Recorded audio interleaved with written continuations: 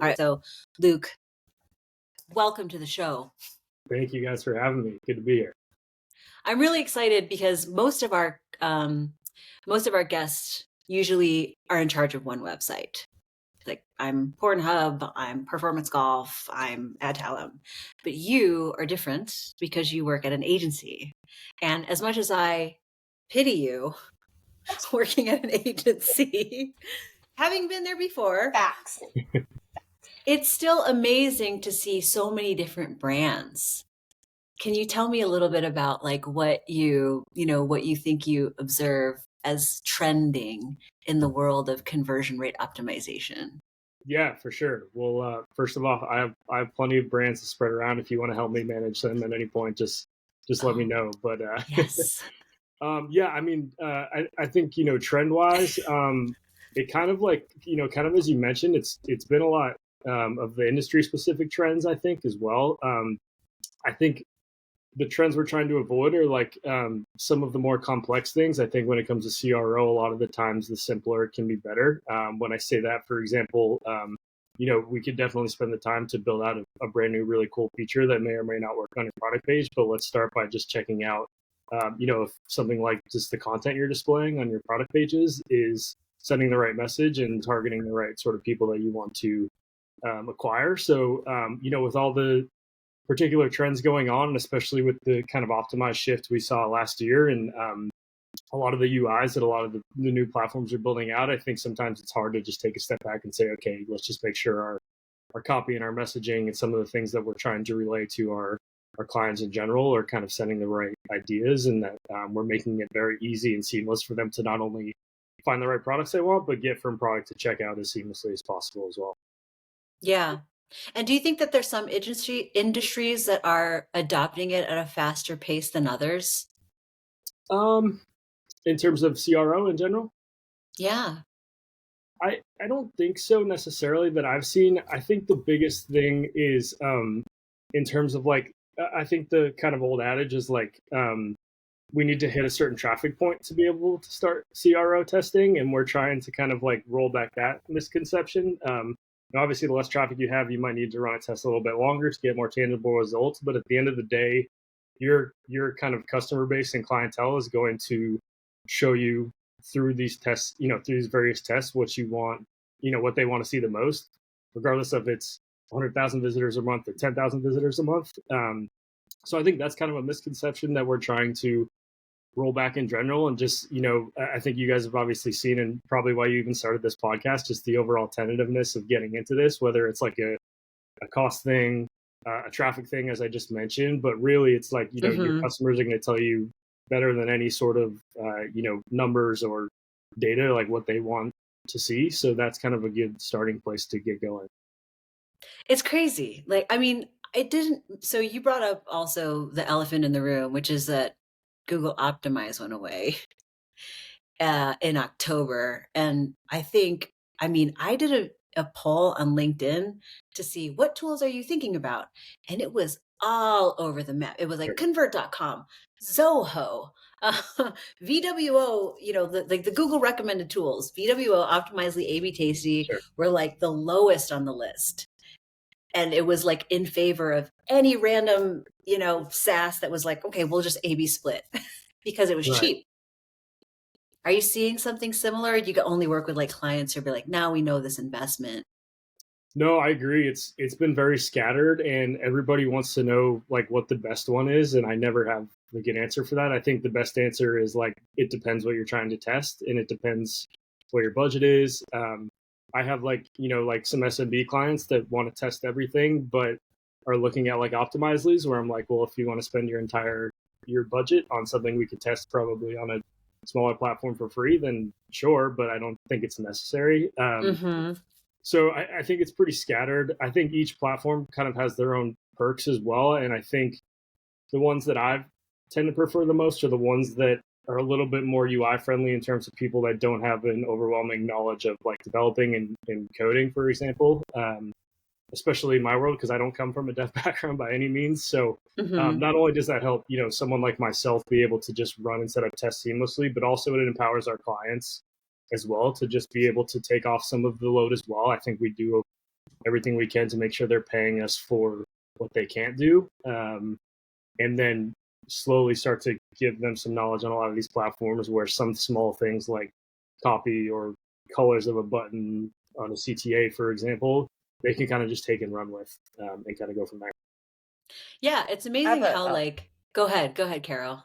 No, I have a question because you hit right on. When I was looking through all these A/B testing tools and whatnot, for us as a developer's perspective, it's always about integration and what's the easiest for Sure. that platform to do. So my question for you, Luke, is what are some preferred questions that you want your clients to be asking you to help you determine and give them that suggestion? Because I'm sure as an agency owner, you have a couple of tools that you like.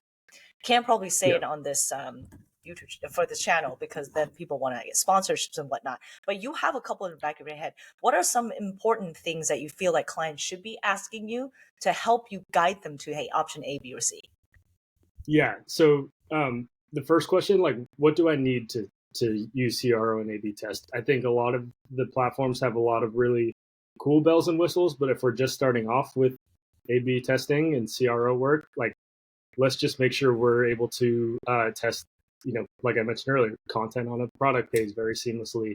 And then if we're starting to get really good, like proof in the pudding of a lot of the, testing and results that we're seeing, then let's talk about something a little bit bigger that has all of those kind of bells and whistles. So like the first thing is like, what do we need and what are we looking to test first and foremost? Obviously budget comes into play, as always. And then I think from a data perspective as well, I'm on the analytics side, being kind of in my role, exactly. Nerd. Data nerds unite. Yes, exactly. On the data side, like let's make sure we have good data that's also going to tell the same story as GA4. And I know that sounds dumb, but I've worked with some platforms where GA4 is telling us we have one winner and the testing platform is telling us we have another winner. And then we're going, oh crap, like we just spent 2 weeks on this test and we don't really know which test won. So let's make sure that the data we're setting up within the platform, as well as the GA4 integration or whatever data integration that you're using, is telling us the same story and is really, really easy to use and set up and integrate and segment as well.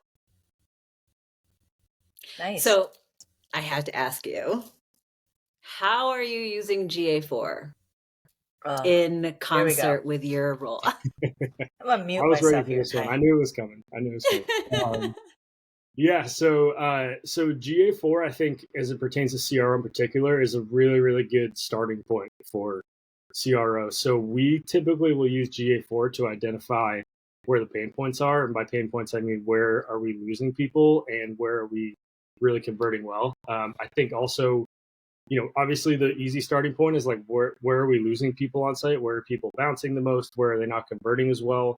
But also like, where are people converting well? And what can we take from that aspect of the site that we can use to help test the pain point areas of the site as well? I think kind of goes overlooked too. So we're using GA4 for a lot of that, a lot of the, like funnel explorations to help us discover where people might be dropping off. A lot of the, landing page performance reporting, a lot of the, just like page screen source medium.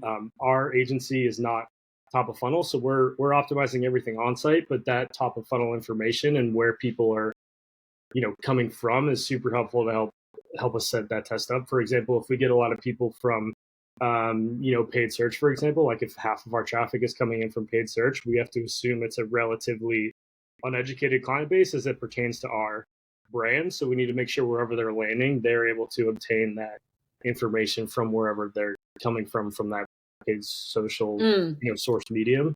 We're going to have to back up here for a second because I think a lot of our listeners too are just Shopify merchants. So that's like what you just said, like, I get it. Like, why are paid search people not educated in your view? Yeah, and when I say not educated, I don't mean they're dumb. I mean they're not educated as it pertains to the brand that they're helping them. Like, they're almost got fired. Yes, exactly. I'm not firing any shots. I mean, as it pertains to the site that they're going on, right? So if I get an ad from wherever on a brand I've never seen before, and I click on that brand, the first thing I obviously want to know is what are they selling, but also what are the value props of whatever they're selling as well. So if you have a high amount of people coming from something like paid social, where again they've never not always, but most of the time they've never heard of the brand. They're just, seeing it for the first time. We need to make sure that they're getting all of the, information that they need, right? It's like the 10-second sales pitch, right? You have about 10 seconds to get it, kind of capture them. So we need to use that, whatever landing page it is, or whether it's a true built out landing page, whether it's they're sending them to their homepage or collection or product pages, whatever it might be, that they have all the information they need to help them through a buying decision. Oh gosh, everybody wants to just send people to a product detail page. I'm like, yo, this is like name of a product, price, of add to cart button, and a gallery. Like, really? Right. Especially for things that are harder, like apparel, beauty. I mean, we talk about this too. Like, you're trying to sell something in a bottle, it's really hard to differentiate. Yeah, I think the high AOV products as well, like the mattresses and furniture, if they've never, it's going to be very hard to get them to invest $2,000 in the product if they're landing on one single product, but they have no idea what your brand does, what your brand's about. Do you, are your value props around comfort? Are they around affordability?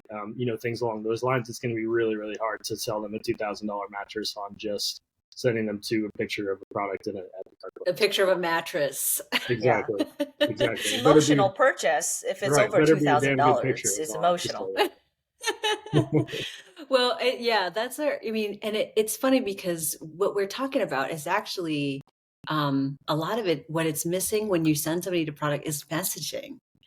And that's what I think is like, is missed a lot of times, is that like these A/B testing tools, right? Yeah, sure. VWO is going to be $30,000 from the jump. I get it. You don't want to pay that. But if you just need something to split, test, copy, sometimes you could see, I mean, really big changes from refining your value props or even putting it on there for that matter. Exactly. Yeah, I think you hit it on the head there. And that's that was the beauty of Optimize. Obviously, we were able to kind of use that free service. There are definitely some free ones out there. I believe Shopify has recently come out with one as well. But that's exactly the starting point, right? Like, let's get that messaging really honed in. I think, you sent me over a couple examples, which I know we'll get to as well. But I think something I noticed there, even like customer reviews, when we're looking at the reviews for something like, beauty and skincare, are people talking about how their face feels really great 2 days after using it? Or are they talking about they love the size of the packaging because they can bring it with them? Or are they talking about, Well, let's get into it. Let's get into it, shall we? Let's do it. Is that a good segue? I buy these kinds of things like I am not loyal. I buy one of these things every 2 weeks. Sure. And I give them to my daughters. True word. Like, I am not, it's hard for me to understand what is the difference. I don't know if you feel that way, Carol. Okay. No, I'm a very loyal.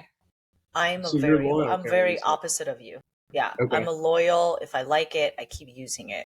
And until my face breaks. Carol, what were the kind of value props that made you kind of decide on that particular brand? Reviews.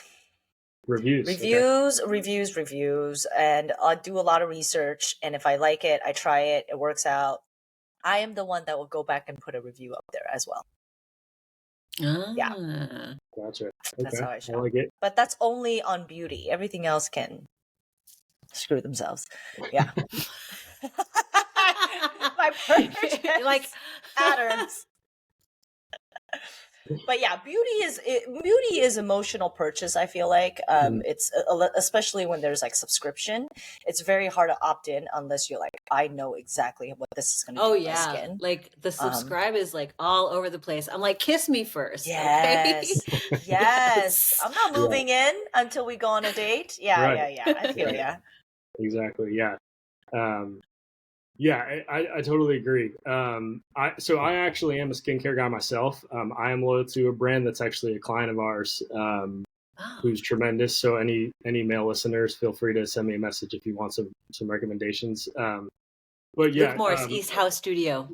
That's right. That's right. Look at that radiant. Look at that glow from Luke. Thank you. I appreciate it. But yeah, for me, actually, it was feel like I've used a couple before that were fine, but this one was really like, wow, I kind of noticeably see a difference in my skin. So it was a quality thing for me. But yeah, to your point, like we just talked about it for 5 minutes and we talked about 3 different value props. So like that's the perfect starting point and really the basis of CRO. Like we need to find out through reviews, through, interacting with our customers on site, through like data, what is that value prop, and then make sure that it's super prevalent all over the site, especially where, in kind of high converting areas. I have All a right, question, well, Luke. oh, Oh, sorry. I have a question. ask. So Yeah. when it comes to testing scenarios, what are some good so I have a lot of skincare clients as well. They opt in with us to do maintenance, and I realize that skincare clients and apparel clients are the most complicated websites to build, especially when you have more than 10 products. The campaigns could be all over the place and very, very different. A/B testing could be so wild. What is a good way, like besides us 3 being on this call and talking about how do we shop skincare, what are some other ways that skincare brands, the team can come up with their own testing scenarios? Like from what I'm thinking for you, Mia, if you purchase all these different skincares every 2 weeks, do you return them? No. And do you give them a reason? Which means your AOV is low. You're buying Mm, things that are cheaper because you don't care to I am a returns. very, very low value website visitor to almost every beauty brand. My metrics will Okay. be like, came in from social media, came in from TikTok, Yeah. bought Yeah. something right away Sure. without any much wooing, and then will then churn. Yeah. Anti-aging, click. Yeah. Ouch. Yeah. Geez, stop It's calling all it age, girl. You and I know this. Collagen, yes. So, but So, yes, I mean, I would like if I were in, if I were running the analytics for that company, I would just be like, don't even pay attention to this segment. Like Mia, not she's part of that segment. Don't even pay attention to her. Yeah. Focus on these ones. Start at a subscription and then churn. Why? Like dig into that. Sure. So yeah, I was doing a little homework on this set earlier once you sent it over. So if you were to go to the rescue map, to Carol's point, I was looking at reviews because that's a lot of the time where I'll start, which I think is it's 3 or 4 folds down on the page. So what I found interesting is a lot of people were talking about obviously how it feels on their skin. I actually saw a high amount of reviews around I'm traveling here, I'm traveling there. It really fits well in my luggage or my suitcase or my travel bag. I'd love to, this is like the perfect size. So you see right there, very convenient to have travel size of a great product. So if you go back, after that, if you go back up to their buy box, they do have a what we call an accordion, which is that little drop down, that size and ingredients accordion. But it's really kind of just blended in with the rest of this product information, right? So you kind of have these accordions. There's some nice bulleted information that doesn't really stick out amongst the rest of the information. So if I were this brand, I would kind of be taking something like that in these reviews and seeing, I would say I probably saw 5 or 6 of those same ones and say, how can we really test popping that size information out? Whether it's like, copy under that that variant right there. I think it's like a 30. Can you scroll up a little bit? Yeah, that like 25 milliliter, like whether it's like perfect for travel, some content around there, to kind of entice that segment, or it's different ways we're presenting this size content, or when the page loads, that's the accordion that's actually just showing and nobody has to click and drop it down. Those are some of the things I might start to test in the areas I might look at. And I know it's like, to the people that aren't in the industry and kind of say like, well, it's just kind of a very minuscule detail. Those are the kind of things I would start with because A, it's super low effort to do some of those things. It's not going to cost you a lot of money to do it. And then B, like, again, it's just the perfect intro to getting into some of the CRO stuff to just say, hey, what if we just change the wording or how the information is presented and see if that affects conversion rate? It may or may not. But before we go ahead and just rebuild this entire top fold of the product page, let's see if there's a bunch of small wins on this top fold that can really capture some of those like travelers that might be coming in looking for some of these smaller, products. Or like a like an extra tag, that's something easy we've suggested to our clients too, is like if it's a travel size, slap on one of those like badges at the top that says travel, Mm-hmm. or like Well, you Exactly. know what I'm like, easy, what I want to do add to too cart. Yeah. is GA see floor. what we got going on over here. Exactly. My favorite, like, tagging porn. Like, also, do people even open up size and ingredients? Do they Right. do it? I didn't see that. Fire. No. So even if somebody were to open those accordions for how to use, or if size and ingredients, like, I think it's wonderful, like there's a behavior tag here, but Yeah. oh, I think, there actually is a behavior tag. Okay, this looks like Oh yeah. Yeah. so there is a behavior tag, and this looks like action is product details, accordion size, ingredients. Like that would be like another tool in your tool belt to go after. You Oh, see, like, okay, there's these. I see this a lot for travel. Like, let's see, do people open up this particular accordion, and what does their conversion rate look like compared to the ones who don't? For sure. That's Yeah. like where my head goes. Yeah, and to your point, like a lot of the brands that are just getting into CRO aren't already tagging a lot of this stuff, so they're off to a great start. But it's like, okay, now we have the information. Let's make sure we're using it. I mean, Yes.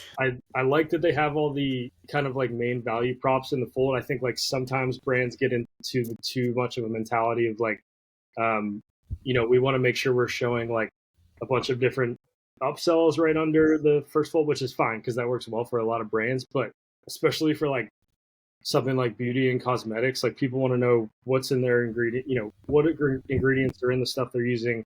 How am I going to use this? What is it going Mm-hmm. to help with health wise? So I like that they have that in the top fold. Again, it's just like out of these four, everything kind of looks like one bulleted list. So what do our customers care most about? Or what are the people we're trying to acquire care most about, or Right. what do we want them to care most about? That's one of our main value props. So Mm-hmm. how do we make that stick out amongst the rest of this, right? It's like if you were to have like a sale collection in your navigation, like obviously the word sale is going to make people migrate to that more, but if you're really trying to push product in your sale collection, how do we make that stick out more than the rest of the other collections or clearance or things along those lines? It's Mm-hmm. how do we drag those eyes to the information that we want eyes directed towards. bestseller, bestseller Bestseller, category. perfect example. Exactly. Yep. Right. Yeah. And actually, I also, I noticed that when we toggled between the different, did only the 100 milliliter win that beauty award? Or is Right. that why? I mean, it seems like the Nah. product is product. So if Yeah. you Good somehow catch. happened upon this page, I think it's hard when you're just showing a bottle of something, right? But For like, sure. I do love to see touts on the gallery. I don't think brands do this enough, but all of the different things it can share why you differentiate inside the gallery. I think it's a missed opportunity on a lot of brands. That's another great area Huge. to test as well. I love this picture right here. In opinions differ on this, but personally, I'd rather see an image that's showing me more value props than like here's the product in front of a blue background. Here's the product in front of a green Same. background. Like you have Same. probably Yeah. the only you could put 12 images in the gallery with 8 different backgrounds, somebody holding it in their hand, but I think especially for those new visitors, like what pictures can we put in the gallery that's going to help educate them on their buying decision? I think is like where people, which is really a hit or miss moment in my opinion, that people kind of overlook within their gallery. Mm-hmm. Yeah, I Videos. think Videos I'd be all curious to day. Yeah, know. Right. Oh, I love, what I see work a lot is social media videos in the gallery itself. That goes Open, gangbusters. show it to you, put it on. That's that's me right. all day. I'll look at that all day. What else do you see? Let's see. Another thing that stuck out that you kind of mentioned earlier, and I know it kind of contradicts. We work with a lot of subscription brands. I know you guys don't like getting subscription shoved down your throat, so I apologize in advance here. But for this brand who is obviously trying to get people to subscribe to their product, it kind of goes back to what I was saying about the description. There's nothing besides that crossed out price that's really making subscribe and save more prevalent and attractive than it is to just one-time purchase. So a couple ways we might test that is, what if we just, when the page loads, default to that button being on subscribe and save, opposed to just Mm-hmm. one-time purchase? So I think the old adage was like, that seems kind of like sneaky. I don't really think it is, because they will have 3 or 4 other opportunities to see what they're paying for through the cart, through checkout, things along those lines. That kind of gets in the mentality of like, okay, the price is already defaulted to the discount. So maybe, especially for your returning customers, like if they're continuing to order just one times, not on cadence, that's a perfect opportunity to just get that quick win where they're like, okay, we might as well, if I'm ordering this 3-4 times, for example, my girlfriend and I used to order we still do a lot of like amino acid protein powders. And for like 4 months, we were just paying an extra like $20. And then finally, I loaded the product page one day. It was defaulted to Subscribe and Save. I'm like, this is dumb. We're ordering one times all the time, spending more money. So that's a super quick win to just be able to default. The other thing I would try is, again, just those quick wins around like color of copy, size of font. What if we kind of like feature this in some sort of box or module that kind of just really makes it pop out on the page, such as like the add to cart button does, such as the variant size does as well, so that it looks a little bit more prevalent than the one-time purchase. They actually do a pretty good job around the site. They have like a subscription landing page. They have some like CTA tiles in their their collection pages that really sell subscriptions. So they're doing everything they can to get that. I think it's this one actually. If you scroll down a little more, I think they have right there. That's promoting smart. their Subscribe and Save. So they do really a great good. job like trying to get people to get to the subscription, but then when we get to the product, it's just the same as everything else, right? There's nothing prevalent about subscription on that product page that would entice people to like finish that conversion there. So that's something I might look at as well. Again, I would look kind of back on the data side at their, things like churn rate, things like percent of people that do subscribe to these products. And if it does align with their goals, they're trying to, which I would assume it does based off of, this content we're seeing here. They're trying to onboard more subscribers. I would make sure that's the message throughout the site. But to your point, again, not like shoving it down people's throat. Yeah, I think they do a really good job of having that delicate balance. And I will say, like, I am not the shopper that this brand would want to cater to. Sure. Right. Like we started, I was like, I don't like it when people shove subscriptions down my face because I already know that I am not a loyal buyer of beauty brands. But if I'm looking at when we're talking about optimizing, I think clients sometimes are thinking about, well, what is everyone going to think about that? Right. Like if we introduce that, if we default it to Subscribe and Save, what is everybody going to think? And the thing that I have to keep explaining to them is like, we're not doing this test for everybody. We're Sure. doing this test for everybody who is on the fence of being a subscriber. Right. Right. Right. Like it's like marketing is even that way. It's like if you market, you want to have the best call to action and the best value proposition for your best customer.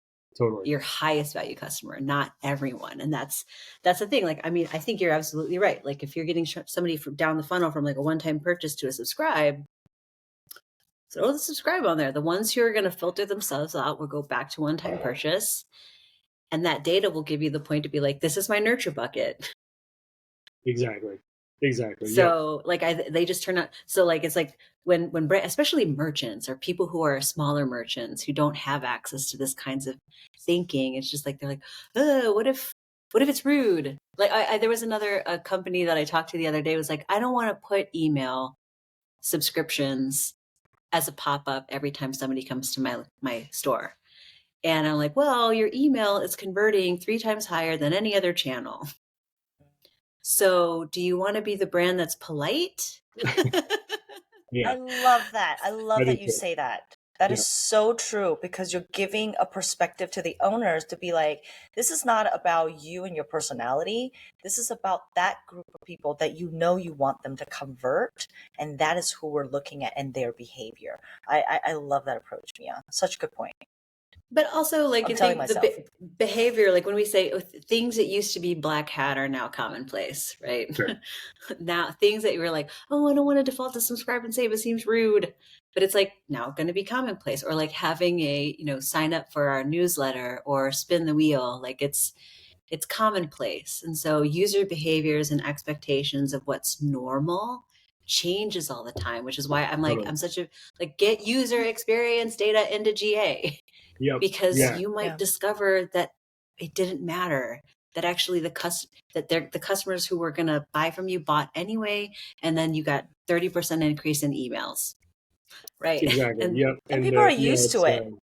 People are for used sure. to the pop-up. They're like, oh, that's a pop-up. They're going to get annoyed, in Right. my And opinion. you're Sorry, Luke. most likely sending abandoned cart emails, right? Which some people would deem quote unquote creepy, but the customer kind of took the time to add it to their cart. So, you know, there's at least some degree of buying intent there. You know, so those abandoned cart emails work. Some people find them creepy, but from an e-commerce perspective and a kind of a conversion optimization perspective, we test those as well, right? So that's a whole another conversation, I know, but you know, it's kind of just about presenting the information in the right way to your customers to make sure they know, you know, and are able to make the most educated buying decision possible for their audience.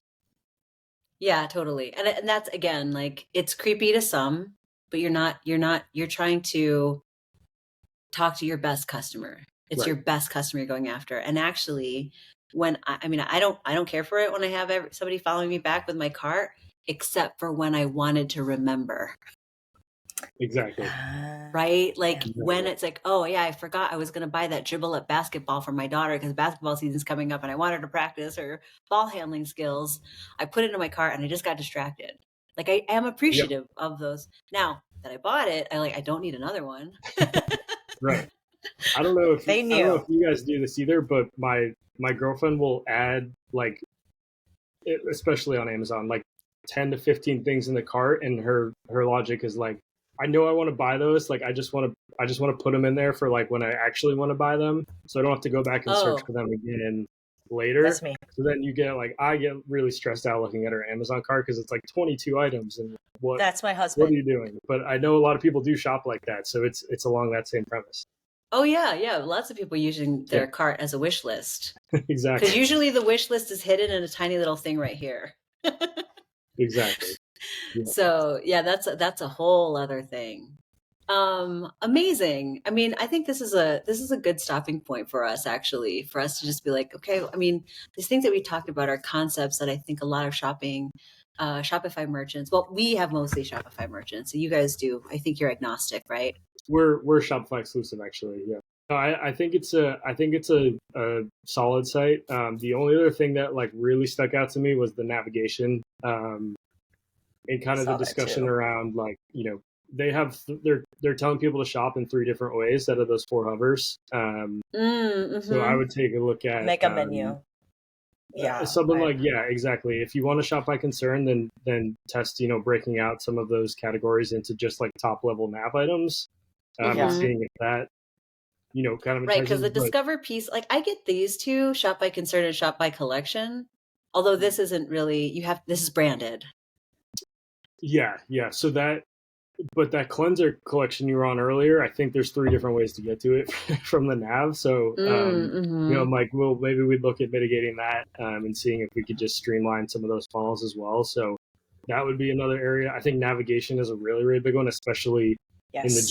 GA4 world, where we're able to really find out, you know, people landing on the homepage are now going here, and then they're dropping off. People landing on product pages are going here.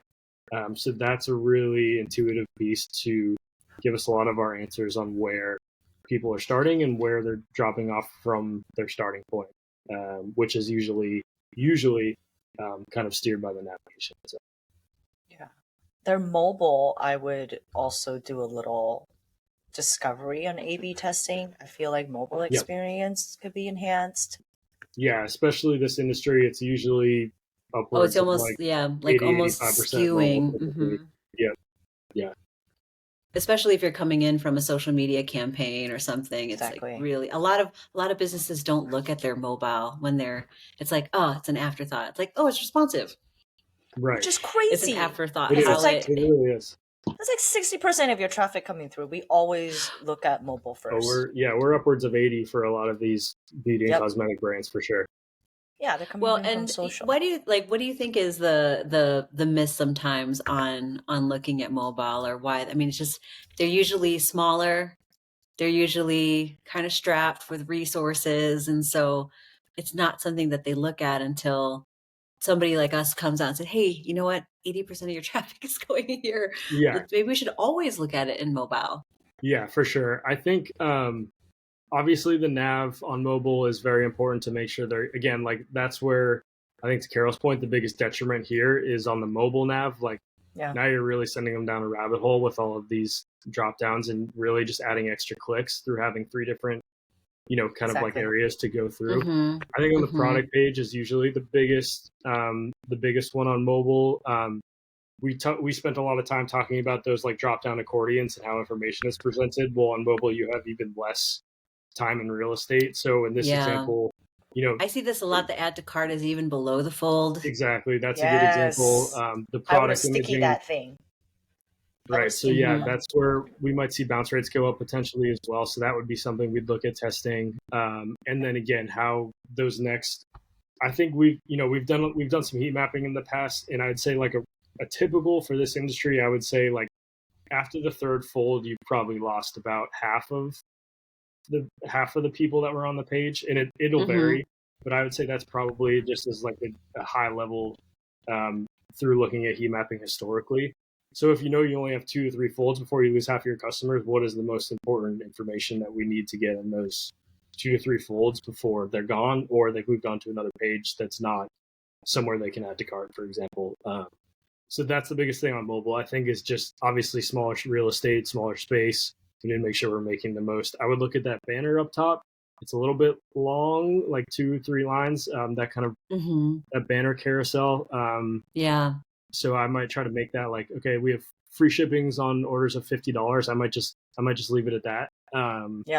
Again, because every kind of like centimeter on that mobile top fold is super critical. I have an iPhone 13. It is this small. Everyone laughs at my phone, but I'm telling you, I just open it up. Like it took up that much. All the white space took up half of my phone. That annoys me. I used to be addicted to the home button on iPhone, so I was like 2 years behind everybody getting one of the newer phones, so I totally get it. I was working on even smaller real estate than you were. Yeah. Oh man, that's so funny. Yeah, that thing is like a chiclet box. I mean, it's not very big at all.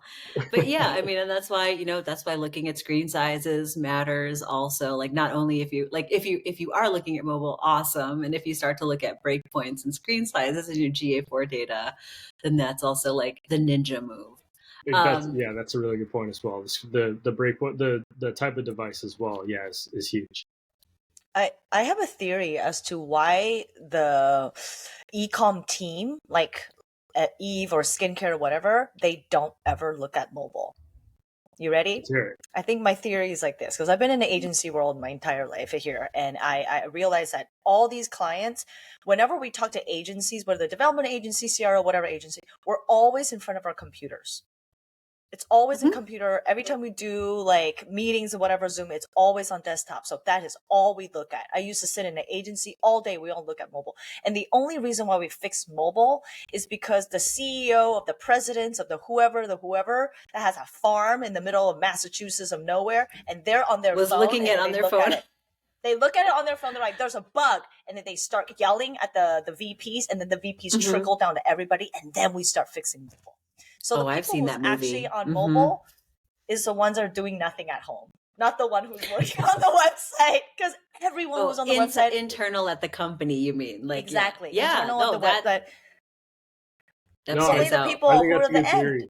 No, I agree. I think it's a good theory. I think just naturally too, like our eyes are built to be able to comprehend things at a bigger size, and it's just easier for us to look at things that way. But I think that's a good theory. You have to show. I have an iPad, I have phone, and I have my husband's big ass phone, always with me, and I just link everybody first. It's a habit that you have to do. Yeah. But I realize if as an agency, like as a developer and you guys and CRO, if you don't look at mobile for the client, they won't ever look at it. Which is annoying because I was like, traffic, guys, come on. What do you mean you don't look at your mobile? Oh man, I get so upset. That's another episode. Clients. God. Luke, thank you so much. I've always enjoyed talking to you, especially like data-driven people, my faves. If anybody wants to get in touch with you, how do they do that? Yeah, you can find me on LinkedIn, Luke Morse, Morse, or my email is luke.morse@ehousestudio.com. And eHouse Studio, we're a Shopify Plus development design CRO email agency as well. Thank you guys so much for having me on. This was great. Always down to talk CRO, and yeah, it was a pleasure.